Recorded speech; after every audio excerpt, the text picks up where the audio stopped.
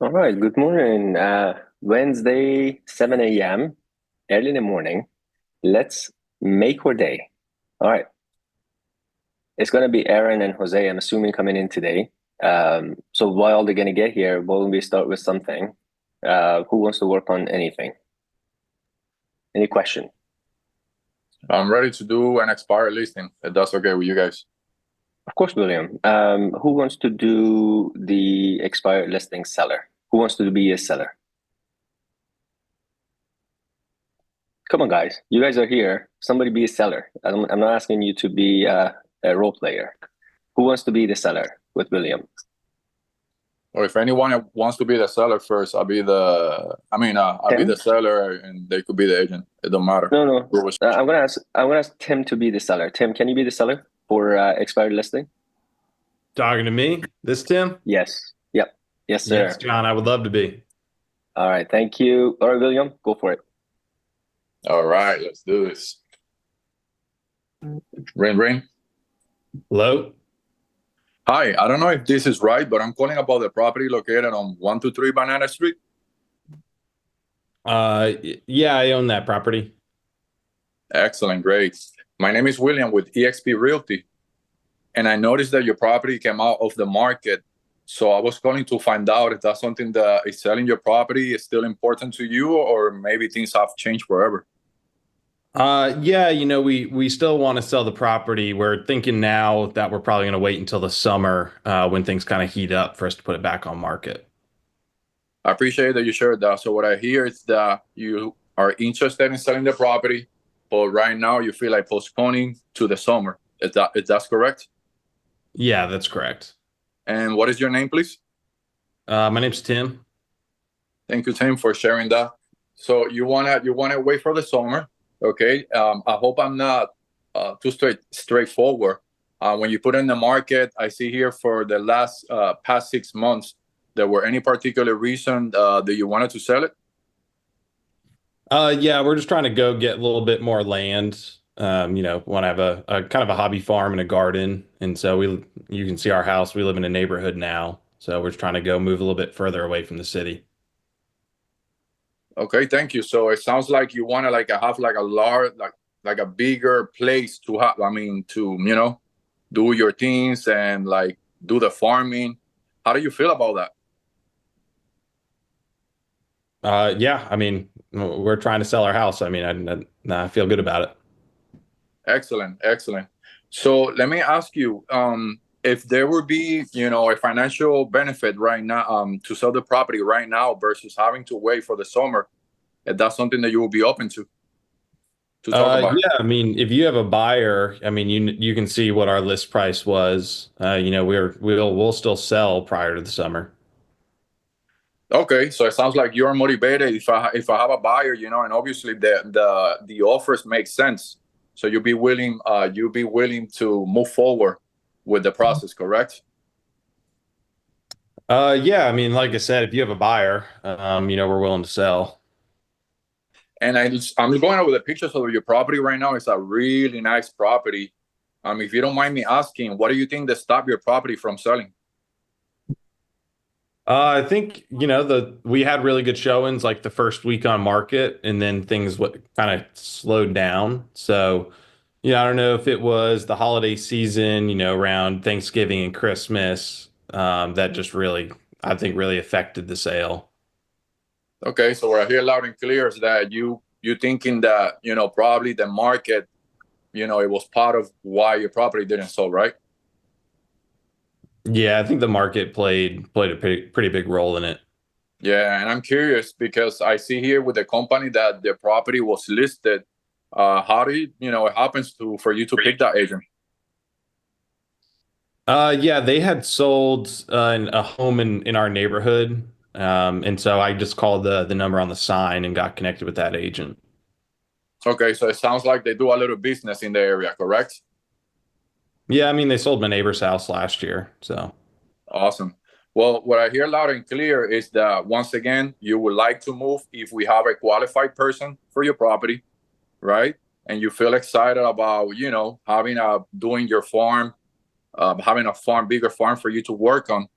So what I like to do is this, I'm normally in the area all the time. I love to have the opportunity, simple, just to pop by, take a look, see what the property really have to offer. And when I'm there, I can demonstrate what we can do for you. If we might be a good fit, chances are that we might not, but that will allow you to move sooner than later, to the property that would you like to have. So so you could have the opportunity to do all your farming things that you would like to have. So I have let me see here. I have a couple of spots. My schedule gets full like pretty fast. I think I have something available for Wednesday. Are you typically available during the afternoon or evenings? Yeah, William, like I said, I don't think we're going to do anything till the summer, but I'd be happy to give you a call maybe in like April or May as we're getting ready to put the property back on the market then. Yeah, and I appreciate that you shared that. That a lot of people are telling me the same, in the last couple of weeks. So, what do you think normally? So, if every seller, likes to have all the properties listed during the summer, because a lot of people are thinking about doing the same thing. What do you think that will happen at that time in the market? In the summer? Yeah, if all Yeah, the I mean, sellers, decides to list at the same time. yeah, I think, in the summer, right? There's more houses for sale, but there's also a lot more buyers looking. So, I mean, that's what we're hoping to capitalize on is, all the buyers in the market in the summer. So yeah, absolutely. That was a great answer. If there's a lot of more houses to sell, who do you think that's going to benefit the most? The buyers or the sellers? I mean, I think it's kind of a wash, right? There's more buyers, there's more sellers. So, I mean, I think I'm going to get more money for my house this summer. Yeah, there's more opportunity. But you mentioned that if you could sell it right now, you will be open to that, right? If the offer is right. Yeah, if the offer's right, I'll sell it right now. Absolutely. So, just by you saying that, I demonstrate that we should get together. So I have Wednesday available. I have one in the evening and I have one in the afternoon. Which of those two will work best for you? Yeah, William, just real quick. I mean, like I told you, we're going to probably sell this summer. What's the point of us meeting now if I, am not going to list until, June? Yeah, and a lot of people ask me that, and you know what? That's one of the first things that we're gonna be discussing. When we get there, just to make sense or not. Because if we go there and you decide not to work with us, you still have the control of the situation, right? If it doesn't make Yeah. sense, you're not gonna do anything, right? Yep. Yeah, exactly. So which of the two will it work best for you, evening or the afternoon? Yeah, I mean, typically, I would say we're available in the afternoons. In the afternoon. Okay, so it's let me see here, 5 o'clock works good for you. Yeah, typically 5 o'clock, maybe after 5:36. Okay, so you know what? I'm gonna give you even more time for you to prepare for you and your family. So I'm gonna put you down for 6 p.m. How does that sound? Yeah, that'll work. Well, I really appreciate everything that you share with me, and just to make sure that I'm prepared for that meeting, I just want to ask you a few more questions, okay? Just to make sure that I have the right information when I get there. Can I ask them now? Sure. Thank you. And then from there, I will do the prequel, which is a lot. I have a lot work to do on, so I haven't role played that. But yeah, Good deal. thank you. Okay, any feedback? Yeah, I personally, I felt like you matched kind of my slower, lower energy. And so from mirror and matching perspective, I thought that was really great. Um, I feel like there was maybe something missing in terms of I didn't understand, like, this is just an objection I got recently of I don't plan on doing anything till the summer. So maybe we can get feedback too on how do you make it make sense to the seller to meet now instead of waiting till what they're saying is their timeline. All right, I'll write it down. Good. So I got some feedback for you, William. One of them is like called like a takeaway close, like almost like taking it away, meaning that like when people are like, look, I don't know if it may make sense for me to get it back on the market. You're right. It may not make sense for you to get it back on the market. And then you can transition to something else. So like if you take it away, sometimes it actually makes it like you're not attached, and it actually gives you a little bit of it makes it sound a little bit uh better. So if somebody's like, look, it may not make sense, you're right, it may not make sense for you. And then you can ask a question. So to the I'm going to wait until summer, well, you can certainly do that if you wanted to. What if there was a financial benefit to getting it now? Getting it done now, is that something that you would be open to? Well, I don't see what that financial benefit would be because literally I just had my home on the market for 6 months and it didn't sell. And you're right. So you're probably thinking like, what would be different right now, right? Meaning that like you had it for 6 months, you didn't sell it. What if I told you that you can get it sold now and all that would be required would just be a different marketing approach? Is that something that you would be open to? Well, tell me what you mean by that. Well, let me ask you this, like, were you happy with the marketing that you received the last time when your property was listed? Yeah, I was. What if I told you that there was room for improvement? Well, what do you mean there's room for improvement?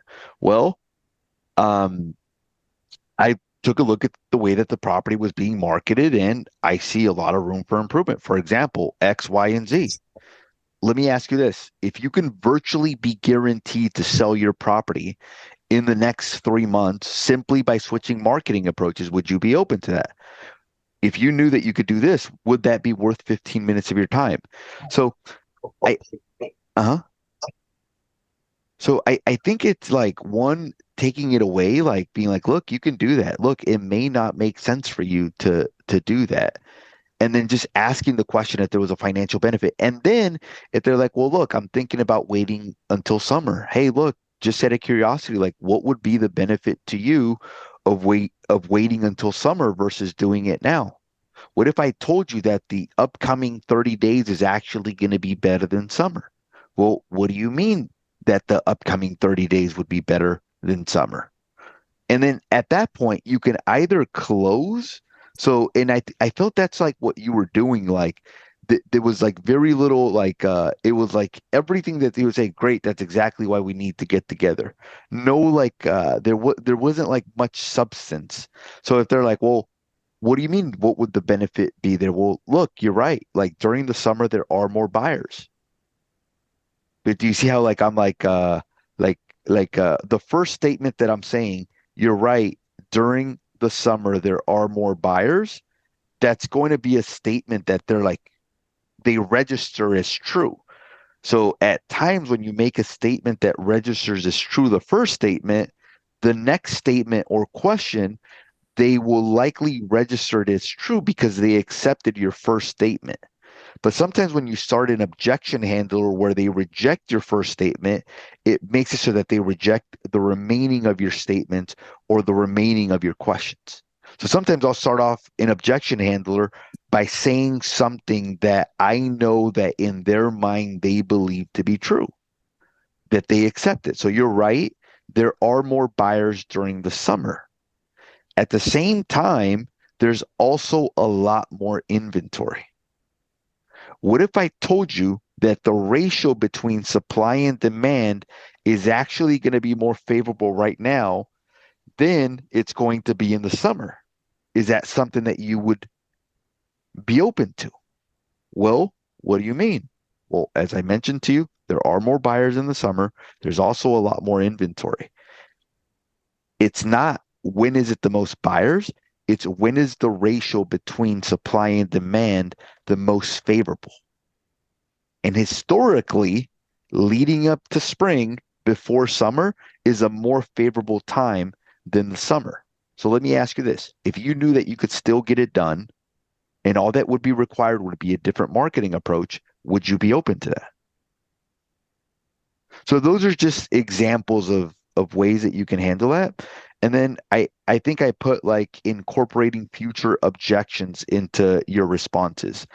And what I mean by that is like, you're right, there are more buyers during the summer. Like, I know I'm going to get that, so I'm just incorporating it in my objection handler to be able to eliminate it from coming up in the future. And then if you're not getting anywhere, transitioning to either motivation or summer, or being like, hey, look, what's important? Just out of curiosity, like I have a lot of clients that are actually calling me, moving up their time frame to sell now versus waiting until summer. What's the benefit to you of waiting until summer versus doing it now? Well, I think that there's going to be more buyers. You're right. There is going to be more buyers. What if I told you that there's also a lot more supply? Yeah, but there's more buyers. Well, what if I told you that the ratio between supply and demand is worse in the summer than in the spring? Well, what do you mean? Do you see?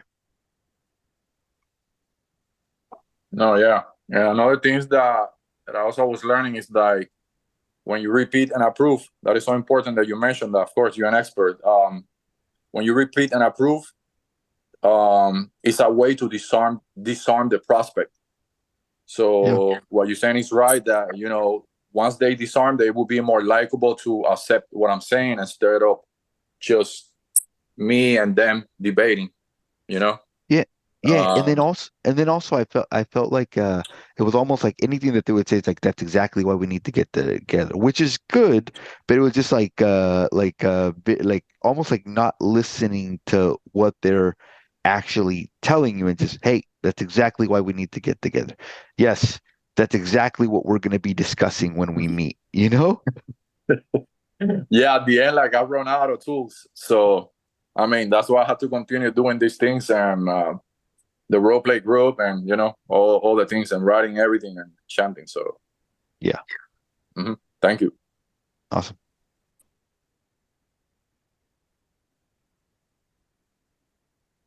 Somebody else want to work on something? I'll do an expired. Hello? All right. Who am I going with? I'll go with you. All right. I can Thank be you. solo. Oh, Consuelo or Jose? Anybody? Up to you guys. Ring, ring, ring. Hello? Hi. Hi. Good morning. I'm looking for Consuelo. Yeah, who's this? So Hi. here's one thing, guys. Hold on one second. Is there certain things in the expired script that you're struggling with? That's right. Like certain objection handlers? Because like I feel like, and this is when I became a pro. So like this is what I would. This is the way You're a I pro? would. This is the way I would start role play sessions.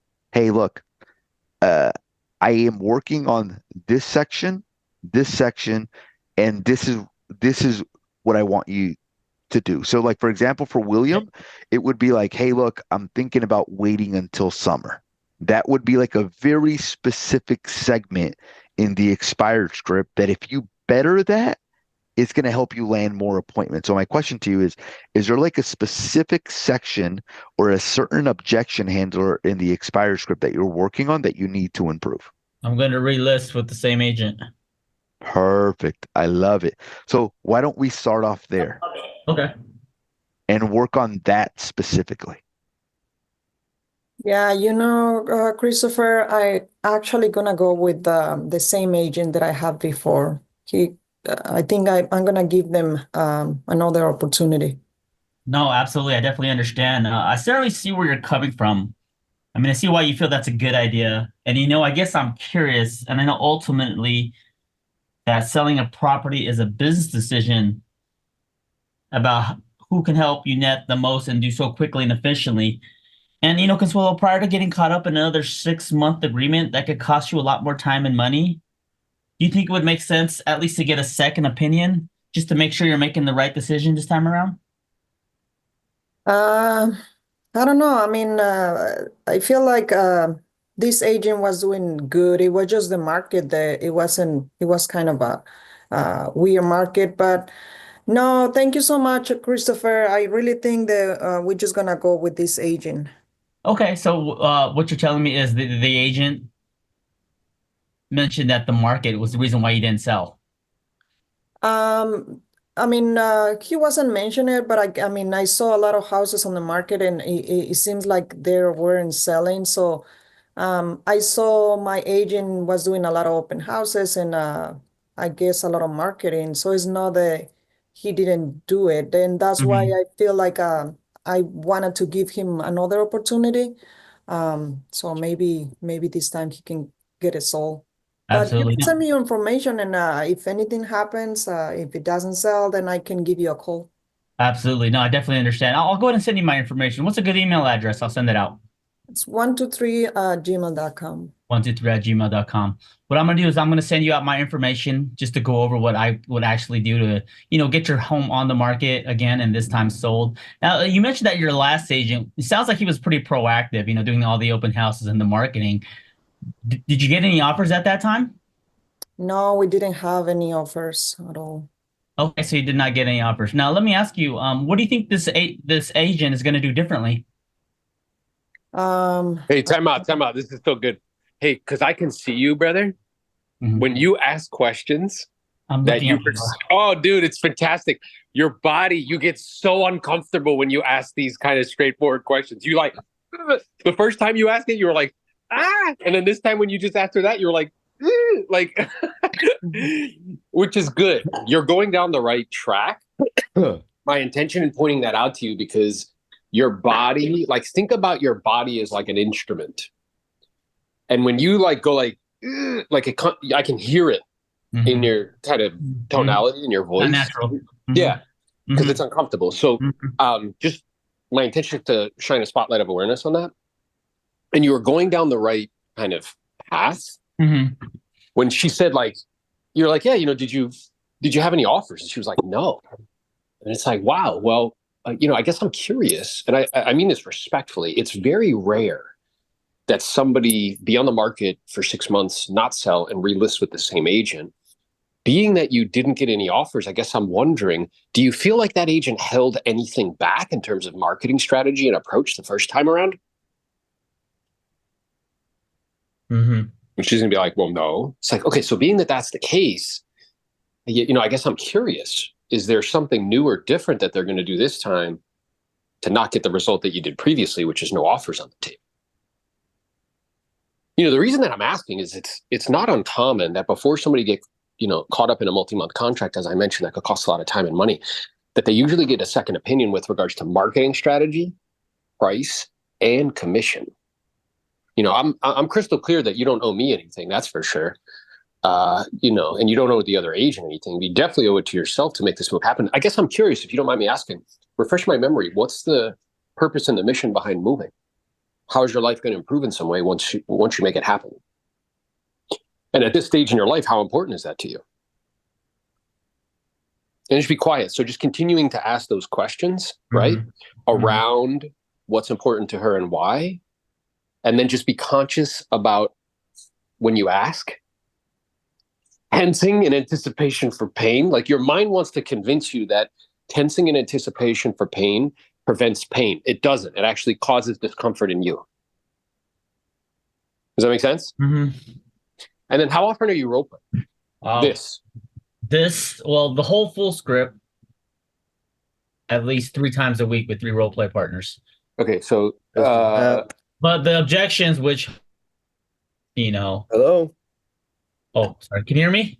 Yeah, I can hear you. Go ahead. Yeah, the actual objections, like what Jennifer agents mentioned doing, Jennifer. it gets flipped around. We do different objections, so it's not like I'm consistently talking about this one right here. We get the commission ones, so it's not. I'm just not focusing on relisting with another agent. Yeah. So I guess my question to you would be: is 3 times a week is good? Is it enough? Probably not. No, not probably. So I had this conversation with my son, right? Because he plays soccer and he went to high school, but the school that he goes to happens to be the #1 school in the country for sports. They've won 133 national championships with various different sports, right? He tried out for soccer and he didn't make it. And he's playing rec now, and he's good, but whatever. He didn't make the team. So he's playing rec, and I noticed that there was a kid on his team that goes to his school because he had an STA shirt on. I'm like, oh, he goes to your school? He's like, yeah. I'm like, did he try out for the team too? He's like, yeah. I'm like, oh, he didn't make it, huh? Like you. And he was like, I got robbed. And I said, son, let me have a conversation with you for a second. He said, what is it? I said, well, what I'm aware of is that you need an accurate assessment of reality in order to produce a good outcome. And the best place to get accurate assessments are from environments that give immediate feedback. So can I give you an example of that? He said, yeah. I said, one environment that gives you immediate feedback is nature. Yeah. So let's say Martin and Martin get into a debate and he's like, gravity's not real. Okay. He proceeds to jump off a cliff. He finds out very quickly. He gets immediate feedback. Gravity, in fact, is real. Yes? Another place where you can get immediate feedback is capital markets. You think your product or service is really good? The market lets you know very quickly if it's good or not. Yes? Immediate feedback. A third place to get immediate feedback is athletics. You can have a concept in your mind that you're the next Messi. You get immediate feedback, yes?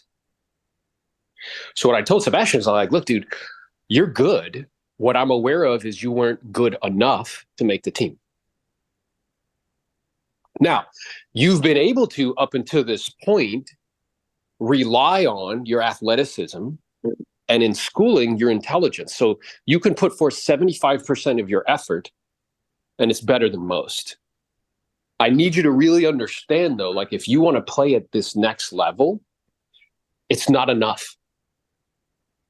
Most people don't produce the outcomes that they want for two reasons. One, they're unclear of what's actually required. Two, they are clear and deep down, they just aren't willing to do it.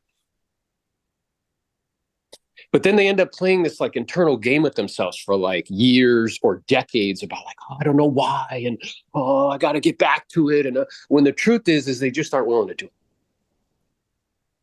So when we're role playing this particular thing and you're pulling it out and reading it, it's like, yeah, bro, good. I'm glad like you have the courage, you're stepping up. All of this is great. I'm just giving you immediate feedback. Imagine your children sitting next to you or somebody who's dependent upon you. And what comes out of your mouth next is going to dictate how you provide for them. And you're pulling out a piece of paper and reading it. Yeah. It's got to be more. So 3 days a week is cool. 5 days a week is better. At least one of those role plays is rapid fire objections. One after the other, after the other, after the other, after the other, after the other. Hey, so let's say I throw at Jose. I'm like, hey, my sister's a real estate agent. He handles it. Hey, your commission's too high. He handles it. I don't know where your office is. He handles it. Your agreement's too long. He handles, like one after the other, after the other, after the other, after the other. Because the only way that you're going to be good in real time is through repetition. How many of you guys on this call, after you walked out or hung up the phone or walked out of a listing appointment, were like, man, I should have said this? Yep. What prevented you from being able to say it on the spot? You don't practice. You don't practice enough, bro. It's a lack of preparation. Yes? Ask myself a question. Do I have C+ habits and I'm praying for an A+ life? Yeah? Bro, if anybody hasn't recognized, there is no reward for second place on listing appointments. How many people besides me have ever gotten this call and it makes you want to throw up on the floor? Well, Christopher, we appreciate you coming out, brother. You are our second best choice. And if anything happens, we'll get back to you. You know what you should hear when they say that? You were not good enough. That's what you should hear. You didn't practice enough. You couldn't handle our objections. But instead, what we hear is we almost had it. Exactly. or what most people are like, or they're like, oh, I almost had that one. You know what? Like almost like Sebastian, like I was Yeah, robbed. I was almost. robbed. That's exactly Or what like- they do. It's not almost like Sebastian. It's the same thing. Oh, I was robbed. They probably out-commissioned me, bro. They outdissed me. But all Or of that and what I the was other agent explaining, said a higher price, or yeah, they what I was off- exactly what I was explaining to Sebastian is that okay? Our brains are designed to protect our ego. How many people besides me have ever been in front of somebody who's coming up with this elaborate story to mask the fact that they're just not good enough? We live in a world where we want people to feel good. So because of that, we don't tell them the truth. Yes? I remember there was this comedian and this woman comes up to him. She's like, well, how come Tyler's not playing? He was the head coach. Why is he not playing? And he looks right at her. He's like, because he sucks. That's why we have a bench. So let me ask you a question. Let's say it's a prospecting like Olympics. You're on the bench. I look down the bench. Would I put you in the game? Based on preparation, based on consistency, based on how frequently you practice and role play. Let's say it's a listing appointment, $1 million commission. I look down the bench. Would I put you in? Would you be prepared? Or would you have to be like, excuse me, coach, I need to go back and do some role playing. I got to go watch some YouTube videos and get back to me then. So again, I want to acknowledge you. Good for you. You're stepping up. This is me giving you immediate feedback. More. Guys, this game, I was telling my team this morning, this is blocking and tackling and pushing and shoving. Do you know that? That's what this is. Yeah? And I was telling the team, I'm like, look, and I had a conversation with one of the leaders in our organization. I was like, listen to me. We can do all the strategizing. That's clouds, right? Here's all the strategy. Here's what we're going to do. Here's the approach. But eventually you got to roll up your sleeves and get in the dirt. You know what this is? This is fourth and 1 in American football. Okay. I have who's the running back for the Eagles? Forgot his name. Saquon. I got Saquon on the team. Okay. It's 4th and 1. You know, we're going to give him the ball. You know exactly where we're going to run. You just got to stop me. Yeah. Back to the box. That needs to be like the thinking. Like, I'm going to crush you with practice. I'm going to crush you with showing up every day. I'm going to crush you with consistency. On the media game, bro, I'm going to crush you with posting content all the time. I'm going to crush you with putting on world-class events that add stupid amounts of value with insane kind of speakers that are there. I'm going to dominate you on third-party calls, and you're just going to have to stop me. Yeah? So 1 day a week, dude. Bump it up to 5 days a week, 1 day a week, rapid fire objections. And like Jose was saying, stick with that objection until you have like 3 or 4 ways to handle it, and then move on. Okay. That's a money objection, meaning that now when you said 3 days a week, does that mean 3 days a week total, or 3 days just for that objection that you're working on? No, 3 role play partners on 3 different days. That's it. Okay. So there's this story, bro. I've got 2 different versions of it. One of them is the one that Aaron told me. Another one is this challenge that they gave to certain people, or not this challenge. They gave a challenge to 2 groups to see who can build the best, like, let's say, castle, bro. In one team, it was you get to do as many tries as you want in just let's say in half a day. Like, meaning you can try it, test it, mess it up, and restart from the beginning as many times as you want. The other group, they gave only one time. Like, you got 3 hours, but you can't stop and start again. Meaning, like, you got to get it right the first time. Which group do you think built the better castle in the same amount of time? The one that could only do it one time and they had to get it perfect the one time, or the one that could start, stop, and retry it as many times as they needed to? No, the first one. The one that had the repetition.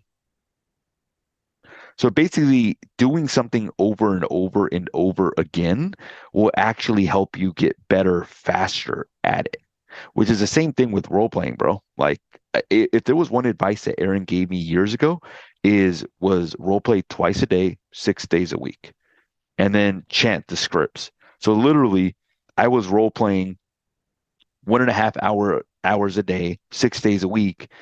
Let's say you're role playing 3 days a week. Over the course of a year, who do you think is going to get better faster? Yeah. And then it's going to make it impossible for you to catch up to me just because of the amount of repetition that I'm getting on a daily basis. So what So we'll do falsely is we'll begin to imagine that like we have this like idea culturally that's not true. So we think that some people like, I don't know, have like magic dust spread on them and they're like, oh, he's just a natural. Like he has the gift of gab. Like, bro, I knew Jose 10 years ago. He did not sound like the way he sounds right now. Okay. He went on 100 listing appointments and took 25. He stumbled, bumbled, like all that stuff, but it's not an accurate assessment of reality. What's more accurate is if you look at it mathematically, like what Jose was pointing out, is if I role play twice a day, 6 days a week, I chant scripts, so I'm practicing an hour and a half every day, times 5 days a week. I'm practicing what you do in a month, in a week. Over the course of a year, I'm practicing like 500 hours to your 50. Now, then what we falsely say is like, oh, Jose's special, or oh, Aaron's different, or oh, no, that's not an accurate assessment. I'm just doing it more times. I'm just doing it more. That's the accurate assessment. It was funny because Kobe gives the same example. And when I saw it, I was like, oh, that was good guidance at the very early part of my career. He's got a video that if you look up Kobe Bryant practice routine, and he talks about like how he would wake up at 4 a.m, he'd practice. Then he would practice again like at 7 a.m. or something like that. Then everybody would start showing up at the gym like 9. He'd practice with them again like at 9. And then they'd practice like at 11 or something like that. Then he'd take a lunch break, and then people would practice at 3 and then call it a day. So people would practice 7, 9, 3. He'd be practicing, or 9 and 3. He'd be practicing 7, 9, 3, and 7 again. So he explains it and he breaks it down how each day he was putting in twice the work that other people were putting in on the practice field. And in that video, he basically says like, hey, look, like literally, like if you compound that over the period of 2 to 3 years or even 5 years, it makes it impossible for people to catch up. And I believe that, meaning that like if you actually do it 5 to 6 days a week, 2 to 3 times a day, not for a month, not for 2 months, but you make it a routine where you're doing it for 3, 5, 7, 10 years, then it becomes like impossible for somebody else who started at the same time for them to catch up. Now, here's a little bit of guidance on that objection handler specifically.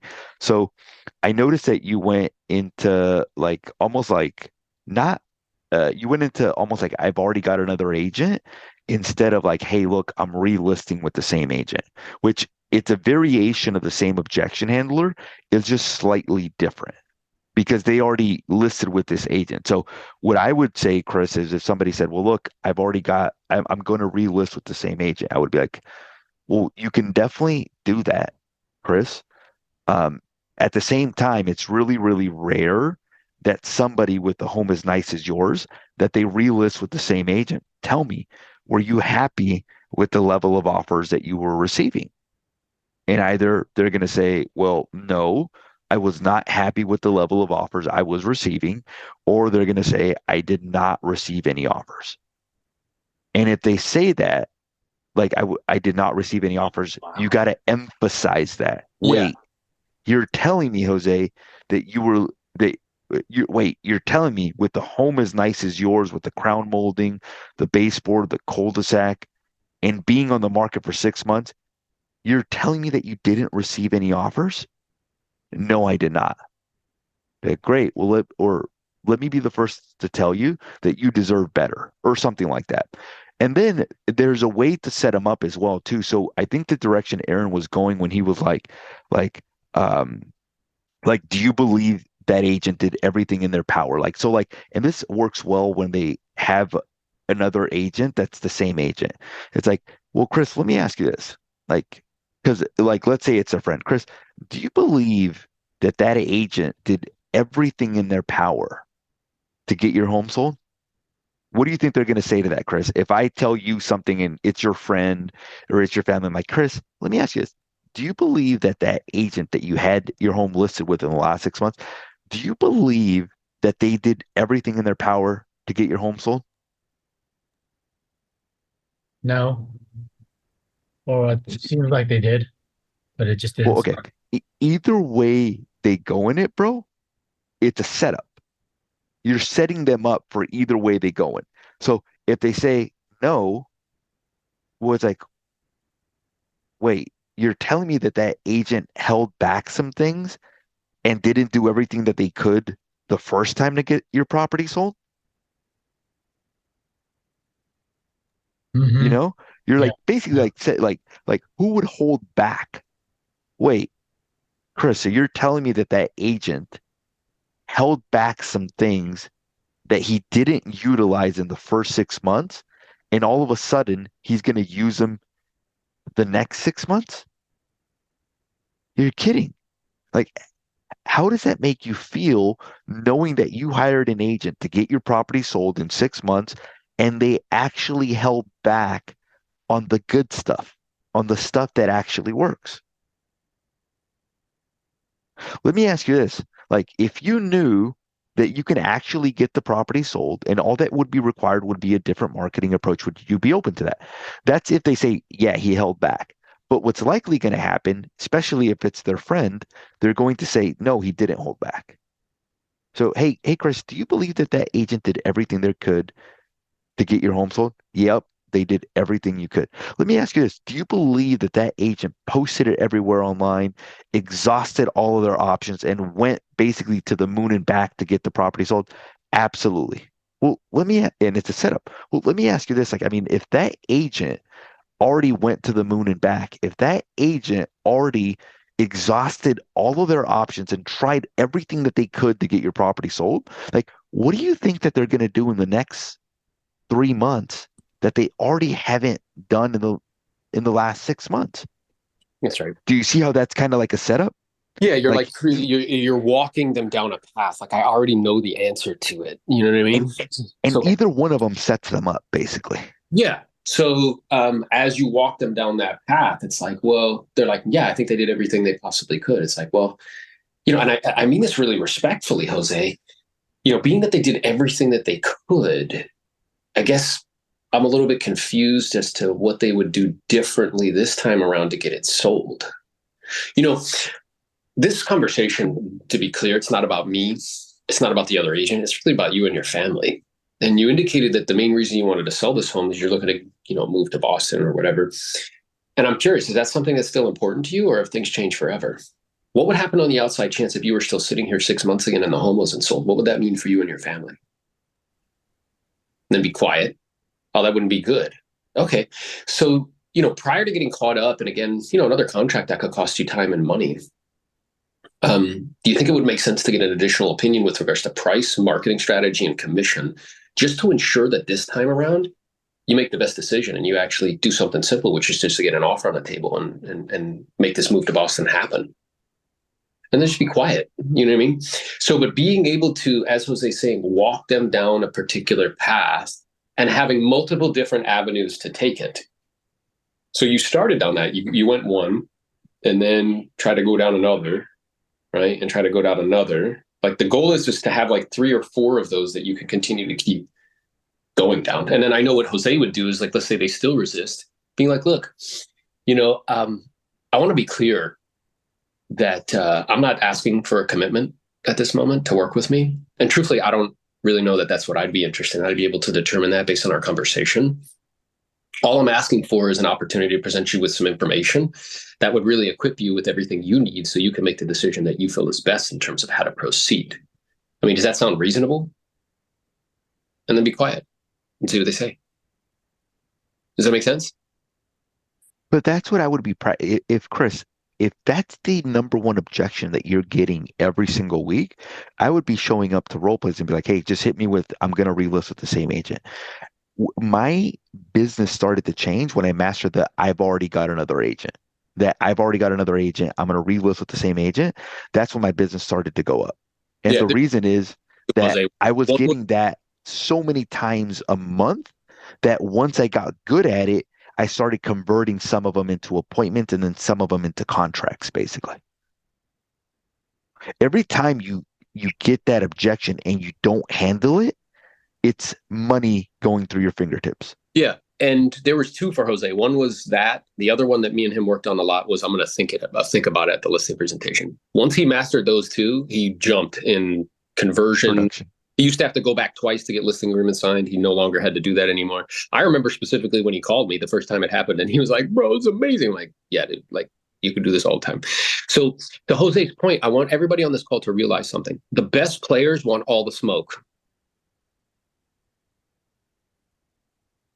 They want you to tell it to them. Like, hey, this is what I need to get better. So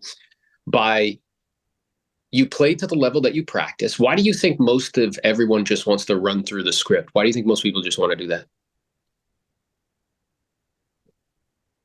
Because that's what they're comfortable with. That's what I'm comfortable with doing already. So I need you to understand the obstacle is the way. You need to go directly towards what's uncomfortable, what you're not good at, and surround yourself with people. So we had a call in Consuelo. She was kind enough. She sent me a text message afterwards. She got some smoke. And afterwards, Matt, she sent me a text message. She's like, hey, I just want you to know, like, I am so appreciative that you tell me the truth. I knew that there was something there. There was like a little, I couldn't really figure it out, but you were like able to just like point it out to me. That's like the power of proximity. That's the power of being willing to go towards discomfort. It's the only way you get better, guys.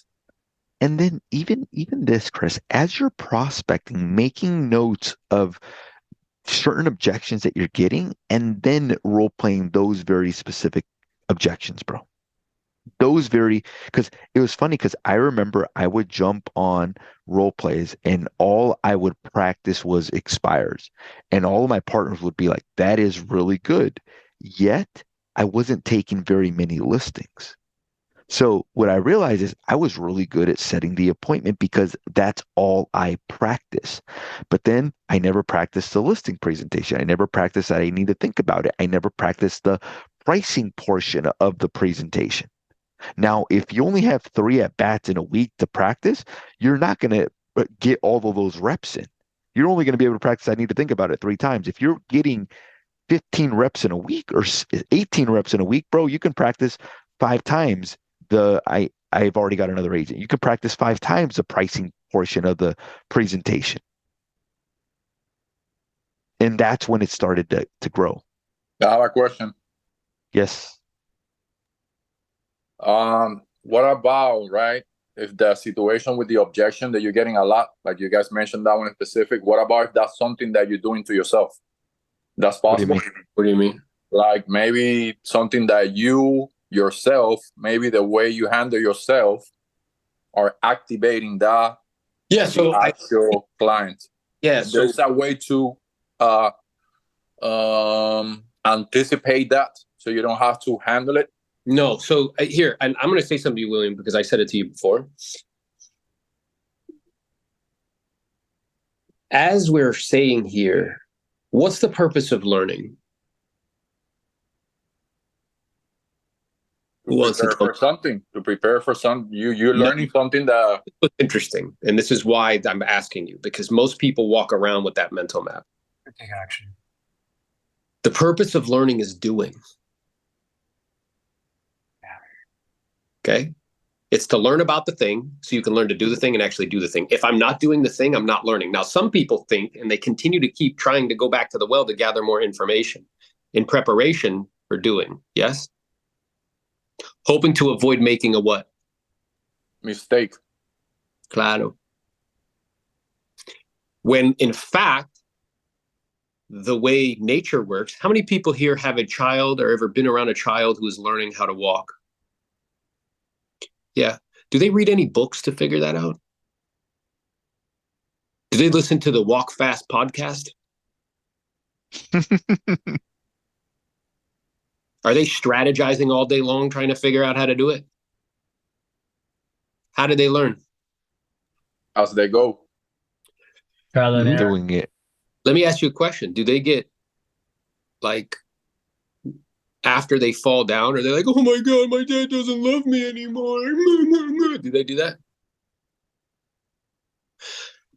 Get back up and try it again.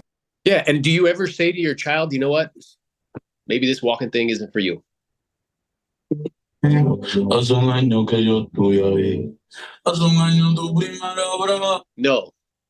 Right? So the reason why I'm telling you this is we live in a time frame where we're awash with information. The problem is that we can confuse gathering information with learning. The purpose of learning is doing. By doing, you will learn a tremendous amount. So by prospecting, and you perhaps were like recording. So you know how I pointed out to Chris that when he's asked, A, he's reading. B, when he asks the uncomfortable conversations, facial expressions change, tonality goes through the roof. It's like, do you want to maybe go out on a date? Maybe, I don't know, please.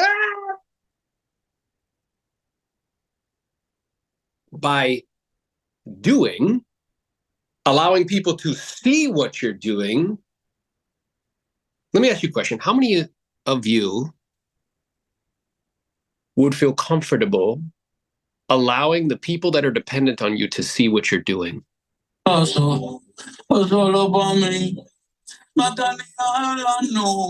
that be embarrassing, Mario? I prospect next to my wife sometimes, and it's uncomfortable. Yeah, no, but so my point being, yes, is that continue to keep doing. Get proximity to a guide who can point out to you mistakes that you may not be aware of. Yeah. If you have an internal conflict, like I shared with Consuelo, like being overly, like just being comfortable in groups, I'm like, bro, join an acting class. Join a improv class. Yeah.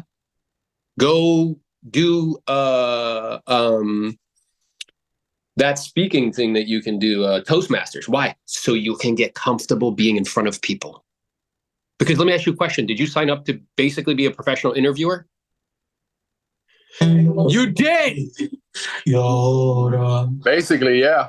So if I'm running around all the time uncomfortable in front of humans, how are you going to do on interviews? Not very well.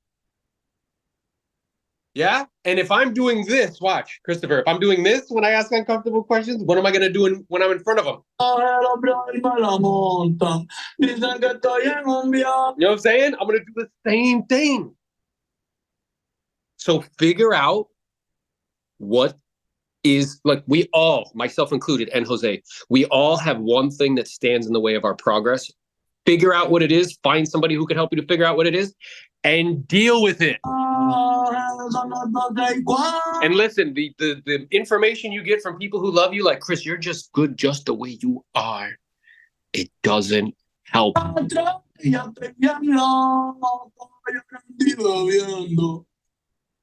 And everybody's dependent on you, bro.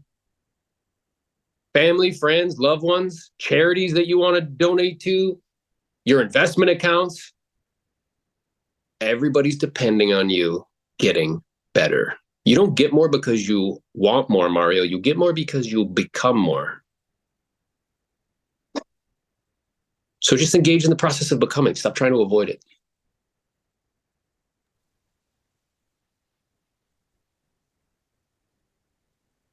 So it's a long-winded answer to your question, but like, you're like, oh, well, what if I'm the one that's, causing the problem? Well, deal with it then. Like, you know what I mean? Go to therapy, bro. Figure it out. Whatever the issue is. You know? You're uncomfortable asking for what you want because you don't feel like you're deserving? Deal with it.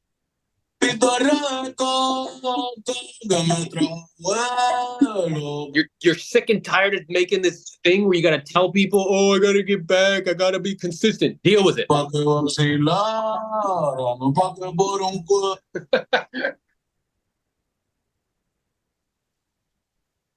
This one objection is stopping you. Deal with it. Let me ask you, are we made in the image of something that cows? Then why do you behave like that?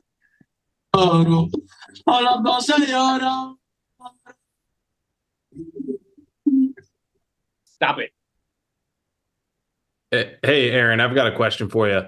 Yes, For calling it expireds on, Mojo Triple Line, the biggest problem that I have is just getting people to stay on the phone. I mean, if I'm getting 10 contacts an hour, I would say 8 of them are pretty instant hangups with just right. I can barely get my full, hey, this is Tim, I'm calling about 123 Banana Street. What time are you calling? That's between 8 and 9 a.m. Is that early enough? Okay, so people are starting before 8 a.m. Yes, sir. What time would you recommend starting? When I did 100 deals, 25 were expireds. Again, that was at a different time. The context of that is it was like the, largest amount of expireds in like history. I was calling them at 7:30. Okay. Role play at 7, on the phone at 7:30. Now, the expired game, if I want to play that game, you have to be first or second. Okay. That makes sense. It's a time game. And the reason is what you're experiencing. Now, could you still kind of, if you get skillful at kind of bypassing that and being playful at the beginning and maybe like kind of a little levity or sense of humor and like, to where they actually talk to you. Yeah, you'll do some deals. But if you want to dominate, you got to be first or second because afterwards they're going to have phone fatigue and I don't care how rock star you are, like that'll just happen. So my brother-in-law was kind of getting the same thing, Aaron, where he's like, oh, like expires, like there's so few of them, they all hang up on me, like blah blah. Like, what time are you calling them? He's like 10. I'm like, bro. I'm like, by the time you're calling them, everybody already talked to them and they're fed up with it. Sure enough, he made an adjustment to start calling them earlier and showing up to the office earlier, and the conversations were a lot better, basically. Yeah. So what I would say to him is like, test that out. Because remember, the market is one of the environments that gives you immediate feedback. So start like, role play at 7, get on the phone at 7:30 and just observe. Yeah. Test it out. See if you're still getting the same amount of objections. And it varies market by market, meaning like in some markets, like maybe like if you're in Hawaii, bro, maybe like people are more chill and not calling at 7:30, So if it like in LA, Ventura County, Miami, bro, it's competitive. People are doing it early. Yeah, dude. And when I was doing those, when I was pounding on expired religiously, bro. Mario just put 6:30. Then people start calling them, basically. I think you'll piss them off in the opposite direction, but for me, it was 7:30 without exception. And on Saturdays, I would wake up a little later, but I'd be on the phone at 8:30. So I give people a little bit more time to sleep in, but like 8:30. Because remember, you got to fish when the fish are swimming. No, man, that's phenomenal feedback. Because I bought Enzo to do more circle prospecting. Because I was like, I'm just not getting anywhere with calling at 8. It doesn't do me good to sit here for an hour and talk to one person. And remember, it's like lead specific. So that's why me and Jose, our first reaction is like, yo, what time are you calling? Now, if it's a FSBO are different. There's no time constraint. You can call those people at 10 a.m. Fine. They're going to pick up the phone too because they're trying to sell their house. Probates, there's no time constraint. You can call them whatever, right? Is there any legality on what time you're allowed to start calling? Yeah, so yes, there is. We're not advising you to call at 7:30. We're advising you to basically check what time is acceptable to you and then decide what's best for you. But there is. There is. What I would also suggest for me personally, I always have the approach of I would rather ask for forgiveness than permission. That's good. Guys, I wanted to do a piece of a listen presentation. That's cool. I'm just not sure we have time for it at the moment. Yeah. Yeah, but hop on the next time and we'll do it. You know what? You can. I know you're on the group call. You could bring it up on the group call. We can talk about it this afternoon. Oh, okay. All right, cool. Love it. All right. Tim, be careful. Don't use your number when you call before 8 a.m. I had a lawyer send me a demand to my house, but it wasn't my number. I used the burner app, and I burn the numbers every time I get somebody who's like trying to really get me, because there's people out there just trying to sue you for calling before 8 a.m., at least in Los Angeles. Yeah, so dude gave me 40 phone numbers, said the dialer cycles through 14 at a time. Can't track this guy down. Yeah, and if they're good, because I know the Enzo dialer does it, they know those individuals that kind of make money from doing that, and they're like flagged. So you won't actually, the dialer won't even allow you to call them. So be aware. Again, the main takeaway that I want everybody to take away from this is ask yourself this question, okay? If you were the lead character in a movie and there's an audience that's watching you, what would they be yelling at you? How many people besides me have ever watched a movie and you end up yelling at the TV or something? You're like, bro, don't open that door. Yeah? Or stop doing this. Or, bro, can't you see it's right in front of you? Yes? So ask yourself a question. As it pertains to practice and skill set, if you were the main character in a movie, what would the audience be yelling at you? What would they be telling you to do more of or to stop doing? Let's go, let's grow. We'll talk to you soon. Thank you, guys.